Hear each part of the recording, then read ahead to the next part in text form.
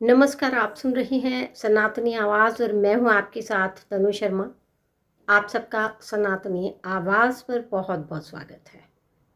एक राज दरबार, देश के सबसे बड़े विद्वान और उनके बीच खड़ी एक निडर स्त्री जो सत्य की खोज में किसी भी सीमा को लांघने के लिए तैयार थी। जब हम सोचते हैं कि प्राचीन काल में स्त्रियों को ज्ञान से दूर रखा गया, तब गार्गी वाचक नवी जैसी ऋषिकाएं हमारे सामने आती हैं, जिन्होंने 700 ईसा पूर्व में राजा जनक की सभा में महान ऋषि याज्ञवल्क्य को चुनौती दी थी। दोस्तों, आज सनातनी आवाज़ पर हम उस अद्भुत दार्शनिक युद्ध की कहानी सुनाएंगे जिसने सिद्ध किया कि बुद्धि का कोई लिंग नहीं होता और सत्य की खोज में स्त्री का स्थान सर्वोपरि है। बृहदारण्यक उपनिषद में गार्गी और याज्ञवल्क्य के बीच हुए उस संवाद का वर्णन है जो आज भी दर्शन शास्त्र की दुनिया में एक मिसाल है। राजा जनक ने एक भव्य सभा बुलाई थी और घोषणा की थी कि जो भी विद्वान सबसे श्रेष्ठ होगा उसे 1000 स्वर्ण जड़ित गायें दी जाएगी।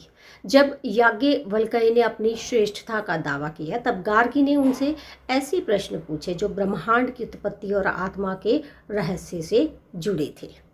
उन्होंने पूछा, हे याज्ञवल्क्य, ये सारा संसार जल में ओतप्रोत है, तो जल किस में ओतप्रोत है?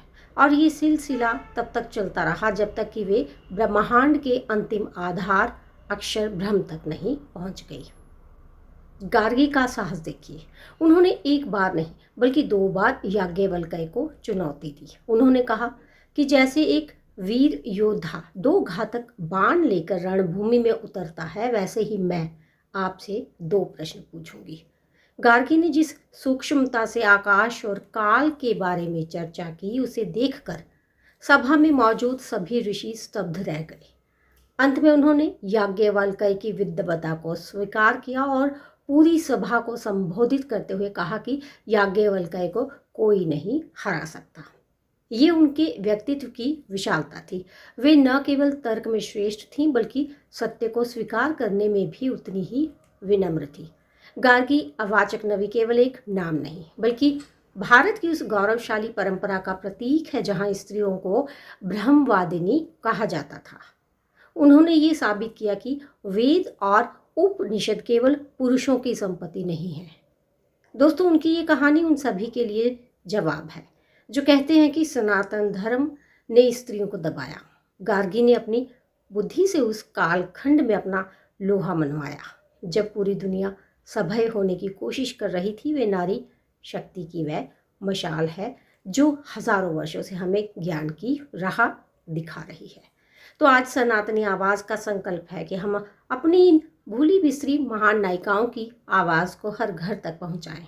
गार्गी वाचक नवी का जीवन हमें सिखाता है कि ज्ञान ही असली आभूषण है और सत्य की खोज के लिए साहस अनिवार्य है। तो दोस्तों, अगर आपको गार्गी की ये बौद्धिक संघर्ष और उनकी विद्वता प्रेरित करती है तो इस वीडियो को अधिक से अधिक लोगों तक पहुंचाएं। आइए अपनी जड़ों के इस प्रकाश से अंधकार को दूर करें। तो इसके साथ ही मुझे दीजिए अनुमति, फिर मिलती हूँ।